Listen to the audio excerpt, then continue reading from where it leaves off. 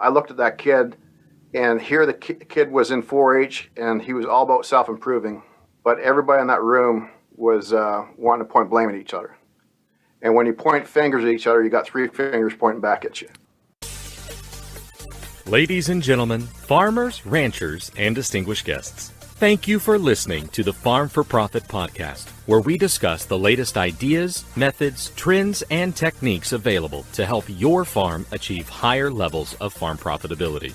The Farm4Profit podcast is co-hosted by Tanner Winterhoff, the Iowa Bankerman, and David Whitaker, the Iowa Land Guy, where in tandem they will share their ideas and advice from industry experts. Thank you again for listening to the Farm4Profit podcast. Remember, if you aren't farming for profit, you won't be farming for long.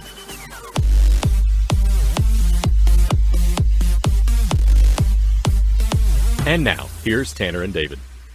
Hey listeners, welcome back to the Farm4Profit podcast. This is Tanner Winterhoff. And this is David Whitaker. We are doing a profit episode today. This is where we're focusing on a topic or a task or a technique that can help you make more money. Next episode in the queue is going to be a fun show. That's where we focus on a person.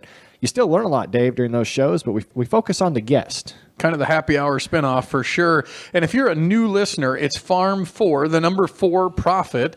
And our email is Farm4, the number 4 Profit LLC at gmail.com. You can contact us there. Make sure to share, like, rate, review. We need content. We need your ideas. We're doing 2 shows a week. So make sure to email us and tell us what you're thinking and what you'd like to hear about. And Dave's not kidding. I mean, it might take us a little bit of time to get to your suggestion, but ultimately, we run out of ideas. I mean, it's a lot of work putting 2 shows together. So thank you for doing that. And Gary and Hoff is also very thankful of that. They are bringing you our listener discussion, our review, our item of contribution today. Gary and Hoff, head of the class, no matter the crop, premium harvesting heads for all of your harvesting needs. And just real quick, boy, I don't know if you do, but I sure appreciate their partnership as just associating with us and partnering with us throughout the podcast. We want to thank Gary and Hoff there. But today, the text is brought to you from Pete in North Central Illinois. Brooke Taylor episode was one of the most inspirational, heartfelt, live your life conversations that I've ever heard in my life. Wow, that's deep. That is. Keep up the good work, he says. Thank you, Pete, from North Central Illinois. You bet, listeners. 515-207-9640. That's how you can send in your suggestion or maybe tell us why you listen to Farm4Profit. We're always curious about that, and it drives us forward. So now we're getting ready to jump into a conversation today about business plans. Here we go. We have a fellow podcast guest that we've had on before. You guys will recognize the name. Andy Caygeon. It just goes by Caygeon most of the times. You guys will recognize that. We're going to talk about having a business plan and moving forward with how we start that. Tanner, we've talked about this on the podcast since day one, 3 years ago, to have a business plan. But I don't know that we've ever actually, how do you put one together? Yeah, I don't think we have either. And that's the main reason we've got this episode put together today, and backed by popular demand is Caygeon. So, Caygeon, welcome to the podcast. Why don't you catch the new listeners up, who you are, what you do, and then for those that heard you last time, what's different between then and now? I help stubborn farmers work better together. So the last 15 years, I've been turning around the most dire, either farm debt or farm succession cases across North America. Essentially, 15 years ago, I started off as mediator. And for me, the real, I guess you'd say, the come to Jesus moment, I was in the middle of a family feud. There was 2 brothers that were best men at each other's weddings, and there was 2 sister-in-laws who actually were best friends in high school, and they were about 35 years of age. No, they were getting close to their 40s. There's about a 16-year-old kid walking outside leading his 4-H calf. You know, here the kid was leading his calf and trying to become better. Everybody in the room was pointing fingers at each other to blame, and essentially things were being said, and essentially the grandma was at the end of the kitchen table, and they were feuding with each other, and essentially the whole reason I was out there as a mediator was so that grandma would side with one of the siblings. I looked at that kid, and here the kid was in 4-H, and he was all about self-improving, but everybody in that room was wanting to point blame at each other. And when you point fingers at each other, you got 3 fingers pointing back at you. Right. And so for me, the whole mode of my program has gone from solving family feuds to actually getting farmers to stop being stubborn with each other, to start being stubborn at the critical things that matter. I've developed a program where we just evolve how the families work together from good to great. And Andy, I see you got, listeners can't see this, but he's got stubborn.farm with kind of a logo in the background of a kicking horse or kicking mule. Is that new, or is that the name that you had before? Yeah, 15 years ago when I started doing what I do, the company name was Agriculture Strategy. That's what it was. And essentially, what I do for a living is help stubborn farmers work better together. And so we changed the name of the company earlier this year. Essentially, what I really focus on is how do you stop being stubborn with each other and start being stubborn in the critical habits that make a farm successful. Nice. So and if you can evolve how a family works together from good to great, you can change everything. Right. And one of the good things that I've picked up on since getting to know you is your newsletter, the blog articles that you write. You have a very unique writing strategy that is very much real. You use real context, real stories, real value of information. And this, having you on as a guest for this topic, came out of one of those blogs that you had written, and you titled it that hang your business plan above the toilet. Yeah. I mean, frankly, I've 15 years ago when I started doing this, we start writing business plans for farm families, and 6 months later, everybody forget what was said. And, what's the sense in spending $10,000 on consultants to help you write a business plan if it's sitting in a filing cabinet and everybody forgets about it? And that's the biggest problem I have with farm families is often somebody goes off to some sort of seminar and, Uncle Bill that's in the shop that does all the work on the farm isn't there. And what's really important is that not just one partner has a vision for the farm, but everybody has a vision for the farm and it's on the same page. So do we have to spend $10,000 to get a business Absolutely plan not. put together? Absolutely. That's just money flushed down the toilet. Yeah. The first question I've got for every family is if you and your partners were in separate rooms right now, and I gave you one page to write what the farm's going to look like in 10 years' time, would everybody come to the room with the same story? The first client that I had, we'll call him Jack, but this is a real deal.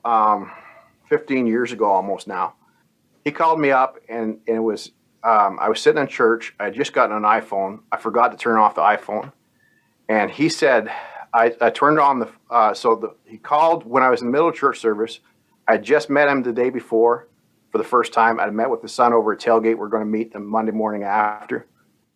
The guy screamed at the top of his head. He said, "If you don't knock some damn sense in this asshole son of mine, I've got a rifle and I'm going to use it on myself and nobody else." Whoa. And he said, now I'm not meaning to cuss on your podcast. I hope you have to edit that out. But the thing is that if he was the most respected dairyman in the county. And the thing about that moment was that I was sitting in church. I had gone to turn off the phone. I forgot that I even owned a phone. It was, this is 15 years ago when very few people carried phones. And the church pastor stopped and he was angry at me. And I went to turn off the phone and actually hit the speakerphone. And I was sitting in the Dutch Reformed Church in Stratford, Ontario, and everybody in the county could hear what he had to say by accident. And thank God I was able to go out to sort out that situation. That was my very first client. Wow. And the situation on that farm was that the son had gone off to college, and the father and son were best of friends before the kid went off to college.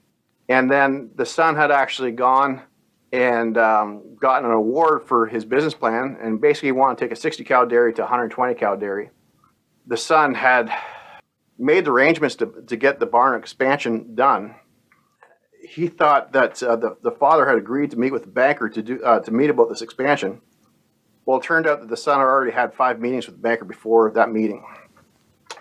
And somebody from Toronto had called the father just a couple hours before they sat down with the banker, what was supposed to be the first time that they were going to meet with the banker, to ask some clarifying questions that made the farmer aware that the son had gone behind his back, got the financing, and all he had to do was sign the deal to expand the operation. Right. And 2 best friends went from best friends to worst enemies. And essentially, both of them had good intentions. They just had different visions for the future. Basically, the father said he felt like he had spent all his life building up a farm to give his farm debt-free to his son. It was him looking a gift horse in the mouth. Right. And essentially, the father felt that every suggestion for change that the son had made was a criticism of what he had done in the past as far as management decisions. So if the son said black, the father got to the point that he started saying white just to be disagreeable. And the vice versa, because the father started shutting down the son's ideas for change because they didn't have a common vision as to where they're going. Every suggestion for change, the son shut down too. Two guys have been two best friends were worst enemies within 3 years of the kid graduating from Well, college. and Caygeon, I think that goes right back to what you're saying is put that business plan above the toilet. Now, we don't want to flush money down the toilet like you were talking about, but Tanner, Yeah. when we think of farm credit services, or rather farm service agency here in the States, if you've ever done a small business plan with them or a new starting farmer plan, you have to go through the steps. I remember sitting there with my wife and we went through each step, and they have an advisor that's been to school and gone through it. Everybody's got a different personality, but they have an advisor that takes you step by step through a business plan. And I'm like, I already got my business figured out. I'm saying to myself as I'm filling this page out for them, because they want to validate that it's going to work financially. Right. And I'm like, look, I'm going to make it work no matter what. But they wanted to check all the boxes, part of their policy too. But one thing I figured out is every year that FSA person came back out. And I was like, what the heck? My wife's like, they got to come out. They got to check to make sure we didn't sell any cows, make sure we didn't sell any equipment off. I'm like, well, that's my decision, not theirs. They're like, yeah, but it's got to meet their balance sheet and it's got to meet their business plan. So they required us to every year talk about, check in what that business plan. So we had to revisit that business plan every blooming year. Very similar to what Caygeon's talking about, is just revisit that plan. Yeah. So Caygeon, you hit in your story there a lot of reasons as to why we need to build these. And in that blog article that you wrote, you said that it's more important now, today, to have a business plan in place than it was 50 years ago, because it used to take decades to change the way a farm looks, and now farms look completely different in one decade. Look, if you want to make the difference, the analogy of is if you're going to go to McDonald's in your small town, right? I know a lot of farmers, they meet for coffee at the local coffee shop. You don't need a map to get there because you've been there all your life. You don't need a map to get to the hardware store in your small town. But if you're going to go to a coffee shop in Nashville, Tennessee, you need a map to get there, right? And quite often, the thing is that what your farm's going to look like 50 years ago is not that much different than what you started off with. Well, 50 years ago, you might buy 100 acres beside your farm. You might buy 100 acres down the road. But substantially, your farm's not going to be that different. Every decade within most farms is changing. And if you're not changing your operation every decade, if it doesn't look substantially different, frankly, you're going to be a hobby farmer within 30 years. And Tanner, just continuing on Caygeon's story there, I think, hindsight, we get to play armchair quarterback here. We're like the announcers here at the Super Bowl. Uh-huh. What we're seeing is in reverse what happened. What even Caygeon saw is what happened in reverse. So we can kind of armchair quarterback here. So what I'm hearing is they didn't communicate. Dad might not have been so mad if he wasn't shocked and shaken when the banker showed up and said, sign here, right, that the kid had already done it. The communication does so much. So when Caygeon's talking about reviewing this plan every year, so we're talking about having a business plan today. Yep. That business plan isn't just write it down. So when we're talking about how do we start to make a business plan, I'm going to start with communication. So communication, getting everybody on the same page, and then communicating, did we meet the goal? Did we meet the obligation? Did we meet the tangible objective, if you will? Yeah, because you put it in your blog that you want to start with a mission and a vision statement, right, Caygeon? And you said the mission statement should be less than, 7 or 10 words? What I really feel strongly about is you got to be able to put it on the side of a shop and with spray paint. Like, for instance, I had a farm where basically they put $4 on the side of the shop. And what that meant to them at that day that I met with them, this is 15 years ago. This is back in 2012, I should say. And corn was at a sky-high price at that time. Their cost of production was at $7.10. They had gone to buy the farm next door, and they had found out that because succession planning was so complicated, that they had double counted their income and not counted some expenses. And it was a simple accounting error, but it looked fraudulent. And simply put, the banker says, look, not only are we not going to give you the loan to buy this farm next door, but we're going to take this farm unless you get your cost of production down. And because these numbers are just atrocious. And the young lad said, well, how the hell does this banker expect us to drop our cost of production by half? Then they got into bickering as to who was at fault for all the different mistakes that caused the farm to be in such financial peril. There was a lot of different problems on that farm. And they got bickering with each other. The night before, that's when I got called out there. The dad had actually dropped a shotgun shell into his son's hands and says, I almost used that on myself an hour ago. You boys got us into this mess. You got to get us out. And he dropped it into his son's hands and took off in his truck. That happened. And so that was the situation I was walking into. And, they were bickering with each other, to the point of blaming each other. And I got up from the table. We were in the shop. It was a really nice, a brand new shop that they just built a couple years before. And I put $4 on the shop door. And the one brother, he was about 300 pounds, big guy, grabbed me by the shoulder and about clocked me. He says, what are you doing spray painting my shop? I said, this ain't your shop anymore. The banker told you that you have to get your cost of production down to $4. And unless you do that in the next year, you're not going to own this shop door. It's the bankers. And from that moment, everything changed in that operation. Their bold, hairy, audacious goal for their operation was to get the cost of production down to $4, and everybody goes home happy. And about 6 weeks later, the two brothers, they got tussling and blaming each other just outside the shop. And the wife, seeing the two boys fighting, and they were rolling around the ground punching each other, and she yelled out, and there's again this big brother was about to clock his younger brother, and the sister-in-law, who he hated, yelled out across the yard, what's this got to do with $4 corn? And the fight changed. And after that moment, every decision made on that farm came down to, what does this got to do with getting our cost of production down to $4? And there was, Dad had always insisted that they kept their equipment because you never know when you're going to need it. They had actually gone to no-till corn and no-till beans, but they kept all their conventional tillage equipment. They actually had to build an extra storage space because they didn't have enough storage space for their equipment. That was part of the runaround costs. And, after we started asking, what's this got to do with $4 corn? Dad said, you know what? We can get rid of that equipment, right? That would never happen unless they had $4 corn. The one brother, they had bought a farm that next door that was 50 acres, 25 tillable, had a really nice house on it. The one which was well over $1 million, what they really should afford. He said, you know what? I'm willing to sell the farm next door that I live in and move into Grandma's house. And Grandma's house was basically a glorified trailer. Why was that? Because they were all focused on $4 corn, and they're still farming today. Yeah. So the mission statement is what can unify the vision of everybody, whether it's family members or employees.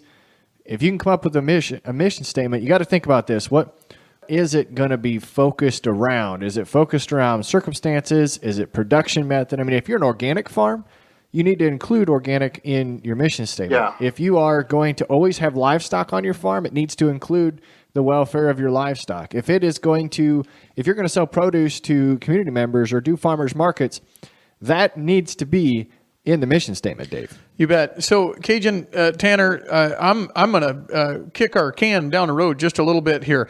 I love. Go ahead. Just before we get into that, sorry about this, lads, but the thing is most mission and vision statements that I see these days are BS. The thing is that most people, if I walk onto most farms that already have a written business plan, and I quiz them on what's your vision statement, what's your mission statement, they can't tell me even if they wrote the business plan. And I can guarantee you that Uncle Bill that does 80% of the work around your operation, he couldn't tell you what the mission and vision statement is. And because of that lack of common direction as to where we're going, where is Nashville, Tennessee? Where are we going? Where's the ultimate goal? We have everybody fighting in different directions. If you have everybody butting heads and pulling the farm in different directions, you're getting nowhere. What you need is a common vision as to where the farm is going. And it's got to be so simple in its language that everybody can understand what that looks like. Yeah, you wrote in your blog that write it like Larry the Cable Guy did. Use examples like get her done, whatever relates to your farm. It doesn't have to be like a bank, Dave, to where mine's going to be plastered on every business card that goes around. It's got to be real to you, right, Dave? You bet. But Tanner, It's got to be something that you'd argue about at 2:00 in the morning. It's got to be so simple that you would yell it out across the yard and it would stop a fight. That's good stuff there when you talk about what a mission statement and vision statement is. But we're 20 minutes deep into our podcast, and I don't know if we've told anybody how to actually make that mission statement. What are the steps? I need bullet points. I need like mission statement, vision statement, goals, actionable tasks. Then we review it, and then we go back. How does the listener and Caygeon, you work with stubborn farmers. Not every farmer that's on our podcast is stubborn with their relatives that are there. So we're just talking good for the goose, good for the gander. How do we come up with this business plan? What are your bullet points? Just real quick. I think you got to start with kindling first, and then work add bigger logs to the fire. You see, the thing is, quite often I walk onto a farm, and like for instance, I'll give you an example of a farm. They had $17 million. That they had the bank pull as far as financing. They had some serious financial difficulties. And I walked onto that farm and they wanted to make some strategic decisions right away. And I said, guys, we're not gonna touch this discussion for 3 months, right? The first thing we're gonna do is get you guys on the same page as to being able to listen to each other. Because the biggest problem we have, I mean, you can say that your family's not stubborn, but one of the biggest issues we have with farm families is that we talk over top of each other. We don't listen to each other. So you got to fix that problem before you start talking about where the farm is going to be in 10 years' time. You guys got to be able to talk about where what improvements are we going to make within a year from now. Gotcha. So that's the scope. So we got first. Communication, we got scope and communication Kindling. first, kindling. Yep. And then how do we build from there? Well, I think the first thing you got to do is really work on the communication first. The problem with succession planning is just simply strategic planning. And the problem is we get farm families that never sat down and made really have problems making simple production-related decisions together because they have this I'm smarter than you attitude amongst family members. And essentially they sit down to do that. And then if you have family members being stubborn with each other and each partner thinks that they're smarter than the other guy, and the discussion gets in the competition as I'm right, you're wrong, or you're not going to start making any decisions that's right for the farm family. So the first thing you got to do, and this is what I really focused my program on for the first year, is getting the farm family being able to listen to each other, sitting down and making simple production-related decisions first, and doing that over 90 days, and then having the conversation after the family can sit down and make production-related decisions without it being a competition as to who's right and who's wrong, but more importantly, doing the right thing for the family. That's the first thing you got to do. And then you can, as soon as you get that done, doing a simple strategic plan, whether it's a 10-year strategic plan for expansion, doing a farm debt turnaround, or doing succession plan, it's easy. But first of all, you got to get farm families to stop being stubborn with each other and start being stubborn at listening to each other. Right. So once the communication's open, we talked about a mission and a vision statement, so that you got the communication open, you're able to make simple decisions together. Everybody's on the same page for being able to listen to each other and have a commitment to communication.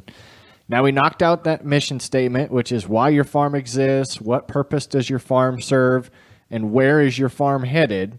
Now we're getting into the strategy portion, Caygeon, and you talked about a 10-year. So if we're going to put strategy together, is this 1-year plan? Do we do a different plan for 1 and for 10? How's that go? Let's go to. I sent you a page there. Yep. It says Sample Dairies Q4 2021 change in philosophy. Why don't you just look at that? Yep. So that's an actual real farm. Okay, so this is a father and son that didn't talk to each other. They were constantly bickering with each other. The dairy was falling apart because of this. I started working with them last September. And so we sat down in October. We got a 1-page plan as to what does the ideal operation look like as it stands today. And what we did was we broke down what are the key production metrics. So we got father and son being able to sit down and break down, okay, with the existing operation as it stands today, how can we tweak things so we can maximize efficiency? And so we had that discussion, and essentially that farm was producing 70 pounds of energy-corrected milk a day, 70 pounds per cow. What we did was we got up to 85 pounds within 3 months. And that was by them simply focusing on their BHAG. I was very focused on the short term. They set a BHAG of getting over 80 pounds of revenue-corrected milk at $5 a hundredweight cost, and everyone goes home happy. So I focused them on a 90-day vision of what the farm could be. And we actually achieved that. And to sit down, and it came down to just developing a dashboard of key production metrics and looking at how they work together. And we broke down what's really limiting them from actually achieving 80. They got up to, they're close to 90 pounds of revenue-corrected milk now. It's substantial change. But we did that within 90 days. And now we're doing strategic planning related to succession planning. And now we're doing a 10-year strategic plan. So you talked about KPIs there, key performance indicators or key production indicators. So we probably should have some KPIs in our plan. Tanner, can you think of so let's talk Iowa, because we know Iowa, and we talk corn and beans. So it's going to be how many bushel per acre, as Caygeon said, maybe cost of production at $4 set a level. Do you think every farmer knows how much they spend per acre? I think there's a larger group of farmers that are learning that are getting it down to a per acre basis. I think it's good. I would probably suggest using percentages. It's good to put a hard line like that family did with $4, but then you run into years like this to where that's next to impossible based with fertilizer prices. So maybe it's a percentage of revenue is what you always want to have your cost of production. And then again, what are we doing? Are we including livestock? Do we have other sources with this? But what I'm curious about, Caygeon, is the management factor in this. I know we're kind of blending this with a succession transition planning type episode, but really the business plan has to include succession type conversation and language, because what management looks like today might not be what management looks like 10 years from now. Well, I think we should just talk about succession just quickly. Is that less than 23% of farm families have a succession plan? And that's because the majority of farm families do actually try to do succession planning. And the reason why they fail is they walk into a meeting, having never sat down and talked about quarterly production goals or annual production goals, and then had business meetings on a weekly or at least monthly basis as to how to tweak their operations. And they've never learned how to make decisions together as a family. It's always an I'm smarter than you attitude. And as a result, everybody walks into a meeting to do succession planning, and everybody expects they have a vision for where they want things to go. And they walk in and they get really upset that other family members have different visions. And they walk out of the meeting really enraged. And it's a 10-year family feud as a result. So I got a question for you, Caygeon. When I think of my wife, and this old boy told me before we got married, he says there's only two things you're probably going to ever fight with your wife about, and it's money and sex. And he said, keep those two things out of it, and you'll probably have a successful marriage. So now I'm thinking successful marriage between partners, between siblings, between brothers, sisters, Don't etc. talk money, don't talk sex. What are the two things or three things that you have that people fight about? Is it just money? Is it the way we farm? Is it tradition? Is it power? Is it power? Like what is? I think you hit the nail on the head. Is we haven't changed. Marriage has changed in the last 100 years. 100 years ago, the wife did what the husband told her to do. Right? One person was the boss, right? Now it's a partnership. And we have 50% of marriages fail because we have issues with partners not listening to each other, partners not self-improving, partners pointing blame at each other, but not wanting to self-examine and try to improve and become a better person themselves. And as a result, we have mental and emotional abuse as well as physical abuse in marriages. And we have the same problem in farming. We have partners. The fact is that when I came home to farm with my dad, he was 65. I expected that he would retire within a couple of years. The farm was not making money. I expected that, all these ideas I got from agriculture college would be quickly adapted, but the truth is that my dad Modern health sciences allowed farmers to last longer as far as their farming careers. And so instead of retiring after 5 years of working together, you got partners working together for 30 years. It's like a marriage. And so what you've got to do is learn to listen to each other. That's the first thing. We got to get rid of this power and control issues that we have. Just like a marriage won't work if one person always tries to be the boss. A farming partnership won't work if one person's always trying to be the boss. And just like a marriage won't work unless you have a crystal clear goal as to what you were striving towards, neither will a farming partnership. And what I work with farm families, you get farm families to stop being stubborn with each other. And then, after they stop being stubborn with each other, doing a 10-year business plan or a 10-year strategic plan related to succession planning, it's easy. But you got to get rid of the stubborn first. So listeners, I think you picked up on this, that we have had request after request after request about succession planning and how do I start the conversation. There's a lot of young listeners, Caygeon, that write in with that concern. And the reason we chose this topic is this could be that first step. I really like, as I'm going to kind of summarize here before we get Caygeon's last comments, I really like this business plan, having a business plan task, a project, an exercise in your farming operation as kind of being that first step into a family farm succession or transition plan. And if you go back to what we talked about today, so this is a walk before you run type task. Caygeon did a good job of laying this out, that you have to start with communication. Focus a period of time, 90, 120 days, half a year, whatever it might be. Focus some time on just making it to where your family can speak and be heard, and you can listen and return that favor back to them. Then start working on this business plan. You start off with a mission statement, short, written in your own language.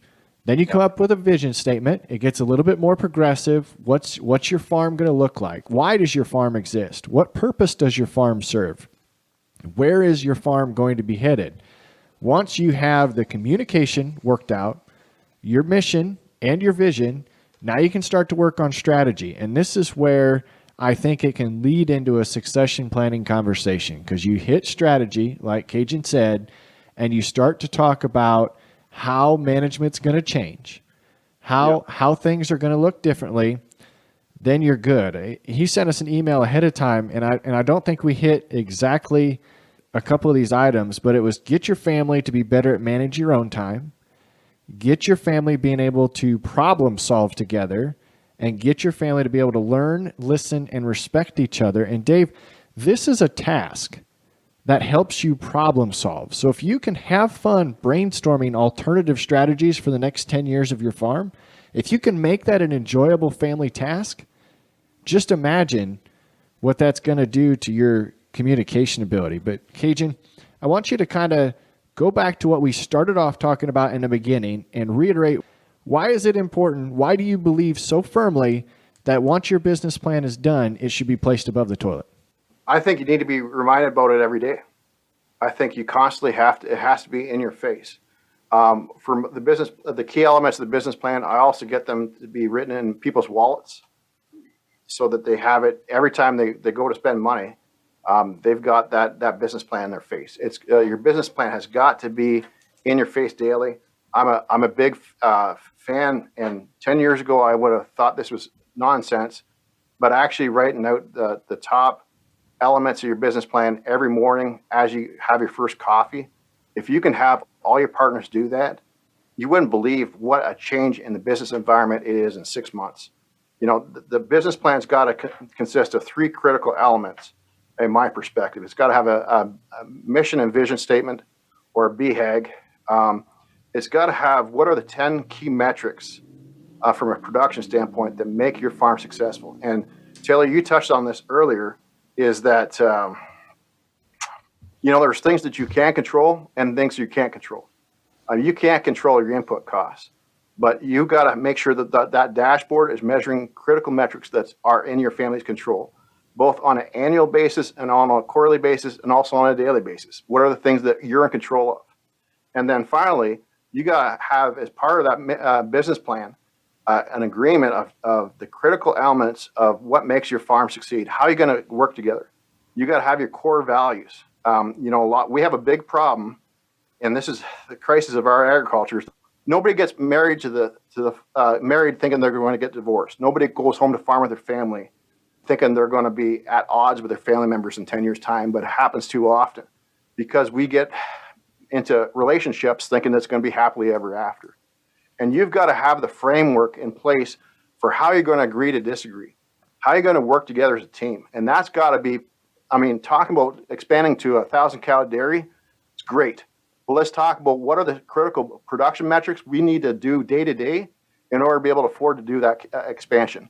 More importantly, we got to talk about what are the critical things and how we work together so that it's not a power struggle within the family dynamics.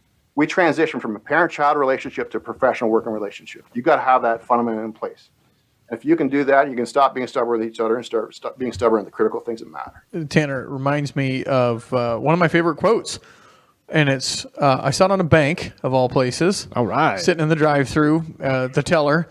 It says, do the things you need to do when you need to do them, so that someday you can do the things you want to do when you want to do them.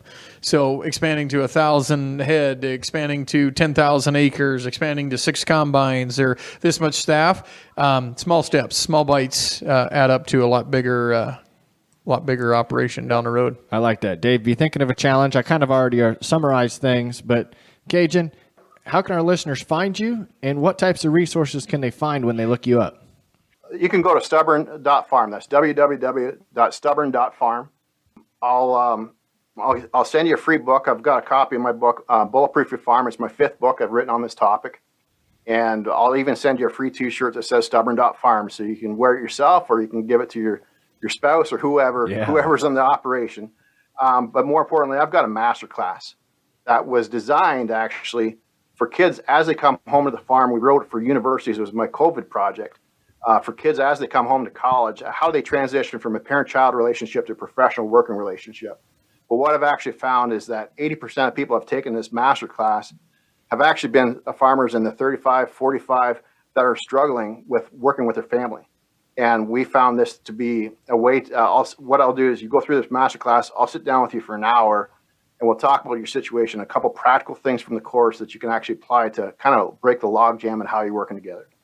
And, it's built for I'll sit down, give you an hour of my time, and go from there. Caygeon, you need to take your stubborn.farm shirt and then let the kids send the other farmer's picture, and then you have their picture put in there instead of the mule. So then they give it to their dad, or they give it to their spouse or whatever. It's like, it's got your picture on it, honey. It's stubborn.farm. See, they even custom made it for you. You can sell the crap out of those. That'd be fun. Tanner, let's summarize. You kind of did. We talked all about making a business plan. We talked about all the different steps to doing that. Heard a couple of great stories along the way. You know how to reach out to Caygeon. What I would say is check out his blog. Check out, this is my challenge, check out stubborn.farm and get the t-shirt. Been there, done that, bought the t-shirt, you know what I'm saying? And if he's got a free hour, take that. Not a lot of people give anything free away. So there you go there. Even to the fact that I know you and I would do this. Just Google it. And if you Google, there's probably a couple good resources. Always be cognizant of what you Google, though, that make sure they're good, and then take it with a grain of salt. But my biggest challenge is communication.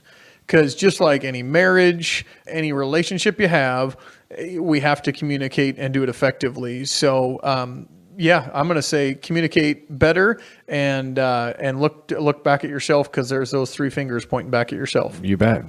I just before I close here, I think I got cut off in trying to tell you a story at the beginning, and I apologize about that. I know we're tight for time, but the thing is that there was a father and son and daughter, and they all decided they wanted to go on vacation, and they couldn't wait to do that. So they were a dairy farm, so they finally got somebody to milk cows for them for a week, and they all jumped in the truck. Basically, what happened was the son, he showed up they were leaving at 6 o'clock in the morning. He showed up and threw skis in the back of the truck because he thought that they were going to Utah to ski. And the daughter, she was going to Mardi Gras, so she had her Mardi Gras beads around her chest. She was all good. And then the father, he came out of the house and he had nothing but Speedos on and flip-flops because he was hell-bent to go as far south to Florida. They didn't need a shirt. And they were all sitting in the truck and they didn't talk about where they want to go. And they just expected that the other partner understood where they wanted to go. Right. And so they all took turns driving. And the father, he headed south first of all, and then the son, when the father started not off at the wheel, the son took off and headed off west. And then the daughter, she started heading south, and they ended up, instead of any of their destinations, they only brought cash with them. They didn't have any credit, and they ran out of gas. They got stuck in Muskogee, Oklahoma. And I don't know if you've ever been to Muskogee, Oklahoma, but it's nowhere we're singing about. And that's where we're at with farm families these days, is we run out of gas before we get to any destination that works for us. Had the three partners discussed that, the last thing father wanted to do was to go to Colorado and sit in a snowbank. But had the three of them had a 5-minute discussion as to what they wanted, they would have agreed upon Nashville, Tennessee. And they could have been there in a day rather than spending a whole week lost behind the wheel. And really, when I walk onto farms to turn around dire situations, it's that tension. You can cut the air with a knife as if you're lost and nobody wants to pull over for directions. And that's the environment we have because we don't have a 10-minute discussion as to where we're going. And I think that farming is all about 1% inspiration, 99% perspiration. The problem we've got is we're putting 99% perspiration into it. We're not having 1% of our time being dedicated to talk about our inspiration. And as a result, we're getting lost, and we're lost in the woods and frustrated with each other. Hey, there you go. I don't know if I could have ended it any better. I'm glad that you reminded us that we got you cut off there in the beginning to finish that story out. And listeners, if you want more of Caygeon stories, you know how to find them, stubborn.farm. Also, you can reach out to us. We'll get you connected. So listeners, another great episode for you. Give us your feedback, 515-207-9640. But until next time, have a good one. Remember, if you aren't farming for profit, you won't be farming for long.